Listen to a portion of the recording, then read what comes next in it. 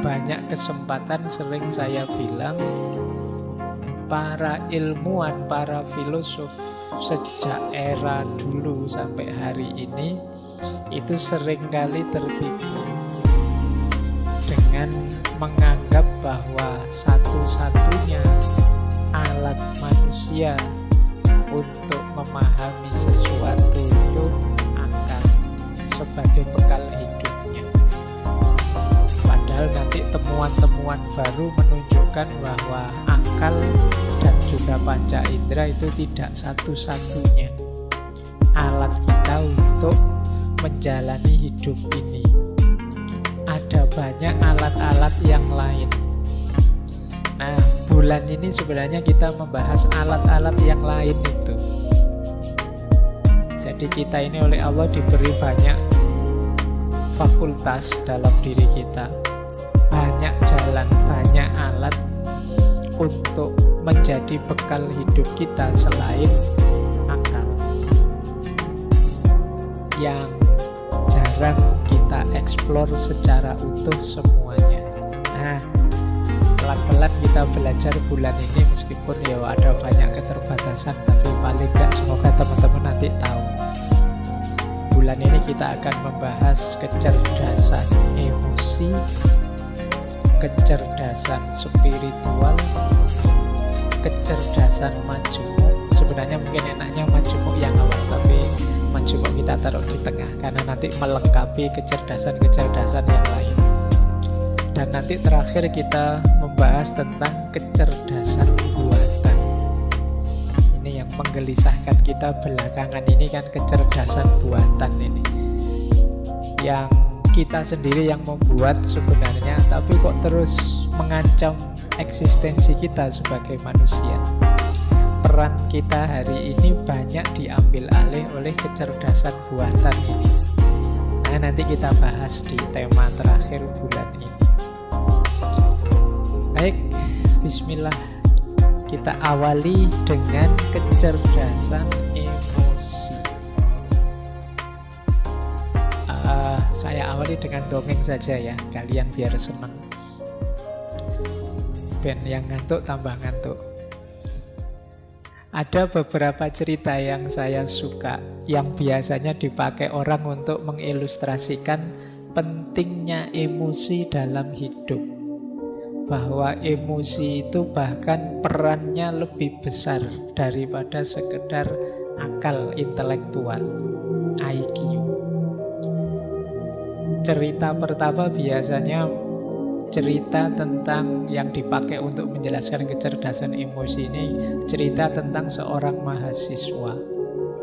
Jadi ada cerita seorang mahasiswa yang di barat cerdasnya luar biasa.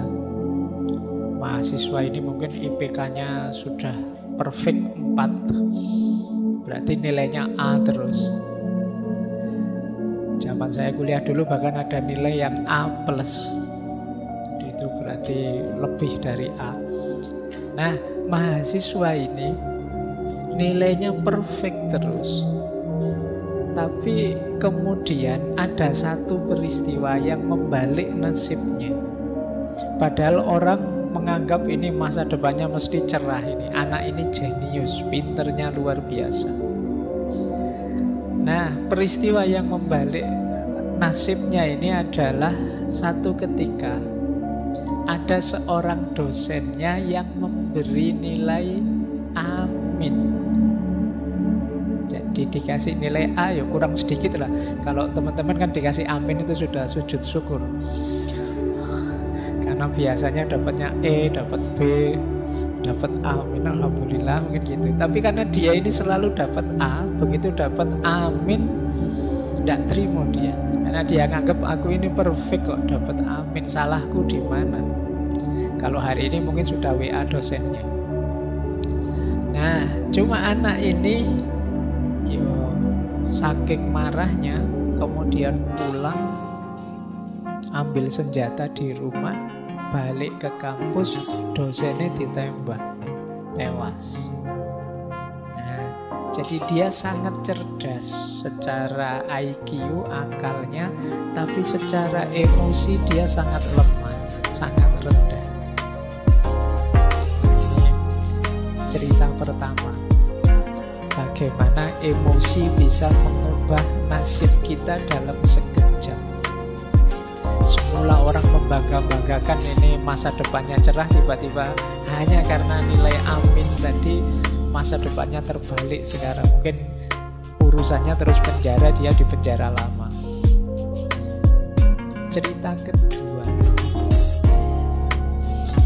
kita ke Cina sekarang. Kalau tadi dari Amerika, dari Barat, kita ke Cina. Ada cerita yang saya ingat dari Genghis Khan.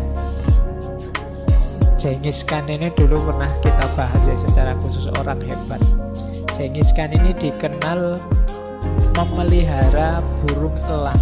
Kemana-mana selalu diikuti oleh burung elang peliharaannya.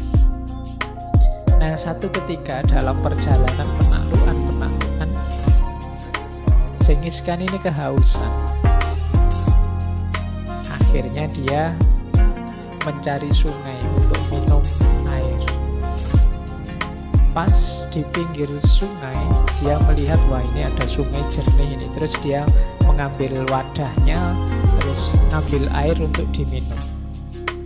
Tapi begitu air mau diminum, tiba-tiba elangnya ini menyambar dia, menyambar wadah itu sampai tumpah. Wah, marahnya Genghis Khan luar biasa. Ini gimana sih ya, elang sudah dilatih baik-baik, sekarang kok malah kayak gini, mabuk apa ya. Terus ya cuma sabar karena elang kesayangan kan, ya wis tak apa-apa lah, mungkin dia lagi tidak sadar elangnya. Terus dia ngambil lagi sampai 3 kali begitu, elang itu nyamber terus. Jadi sampai air minumnya tumpah terus. Saking jengkel ya, akhirnya wah ini tidak bisa dibiarkan, ini melecehkan seorang Genghis Khan. Jadi akhirnya yang keempat dia ambil air sambil lancang-lancang pegang pedangnya. Begitu benar dia ngambil air, elangnya menyambar, disikat elang itu dengan pedangnya, mental, elangnya tewas, tempat airnya juga mental ke dalam air. Nah, begitu dia puaskan, rasain, mati kamu, wong elang aja kok berani-beraninya melawan aku.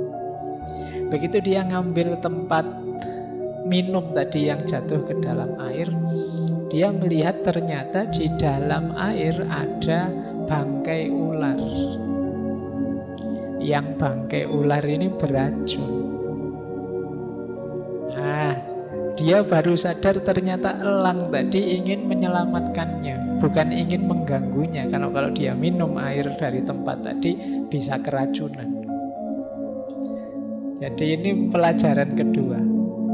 Bagaimana emosi sering membuat kita salah dalam memutuskan. Ya kayak Genghis Khan tadi. Ada lagi cerita ketiga. Ini dongeng terus sampai jam 10 biar kalian ngantuk. Cerita ketiga dari Jepang. Kita muter keliling dunia ya. Ada cerita seorang samurai. Samurai ini satu ketika mendengar di satu tempat ada seorang guru yang pinternya luar biasa, wawasannya luas sekali. Nah, samurai ini satu ketika penasaran, aku ingin ngetes guru ini. Pinter bener gak sih seperti katanya orang-orang? Nah, datanglah samurai ini ke tempatnya guru tadi. Begitu ketemu guru, dia ngetes, tanya, wahai guru, sampean kan orang pinter, dikenal orang bijaksana. Kalau memang pinter, coba jawab pertanyaan saya. Apa itu surga? Apa itu neraka? Nah, terus guru ini terus ngomongnya malah nyelekit. Kalau orang seperti kamu, levelmu ini tidak pantas saya menjelaskan macam-macam. Kamu preman aja ke orang gitu. Terus ngomong gitu. Wah, marah ini samurai. Dia melotot marah-marah. Katanya kamu orang pintar, orang bijaksana. Masa saya tanya gitu aja, jawabanmu nyelekit. Wah, dia marah, panas. Terus kata gurunya, nah ini namanya neraka. Wah, kan Takjub dia dengan jawaban guru tadi. Ya, berarti marah, terus tidak terkontrol. Ini namanya neraka, luar biasa. Baru sadar ini memang orang pinter tenang. Wah, terima kasih guru, saya baru percaya kalau sampean orang pinter. Terus kata gurunya lagi, nah kalau ini namanya surga. Ini surga, ini neraka. Jadi surga neraka kita berhubungan dengan emosi yang kita rasakan. Pelajaran ketiga dari cerita. Cerita keempat. Nggak apa-apa ya, terakhir wes nggak apa-apa, biar kalian nunggu-nunggu teorinya nggak ketemu-ketemu. Kita ke Arab, ke Madinah. Cerita tentang Sayyidina Abu Bakar, sahabatnya Rasulullah. Jadi satu ketika beliau ini sedang ngobrol-ngobrol bersama Rasulullah di depan masjid.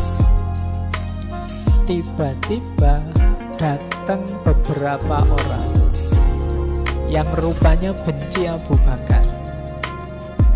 Nah, mendekat ke Abu Bakar, terus orang ini maki-maki, semuanya ngomong jelek-jelek tentang Abu Bakar. Abu Bakar, ya mana beliau orang baik, ya beliau sabar, diam saja, tidak mengabaikan orang yang ngomong aneh-aneh ini. Tetap beliau fokus pada Rasulullah. Rasulullah tersenyum melihat perilakunya Abu Bakar. Terus ngobrol dilanjutkan. Nah, orang yang maki-maki tadi kan tambah sebel.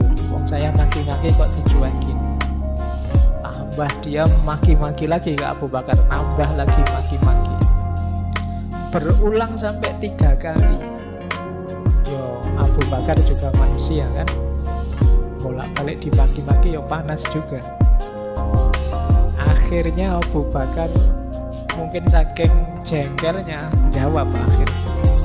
Jadi tidak diam saja, bales maki-maki juga. Begitu Abu Bakar bales maki-maki, Rasulullah yang tadi tersenyum terus berdiri, terus pergi. Wah, Abu Bakar tidak enak, wah masalah ini mesti.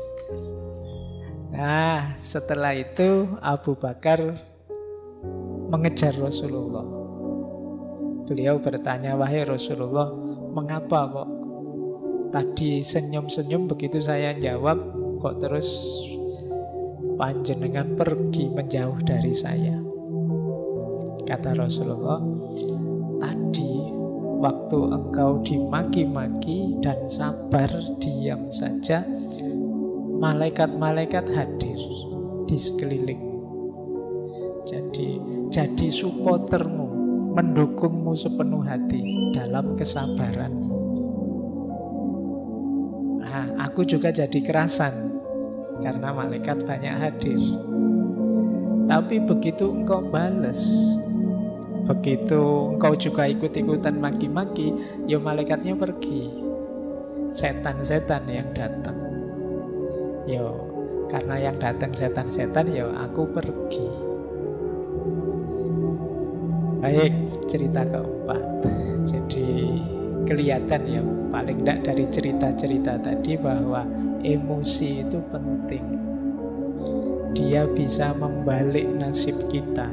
Dia bisa menentukan keputusan kita. Seperti cerita Genghis Khan tadi, dia bisa jadi surga atau neraka kita. Seperti cerita samurai tadi, dia bisa menghadirkan malaikat atau menghadirkan setan. Nah, itu ceritanya. Sekarang kita masuk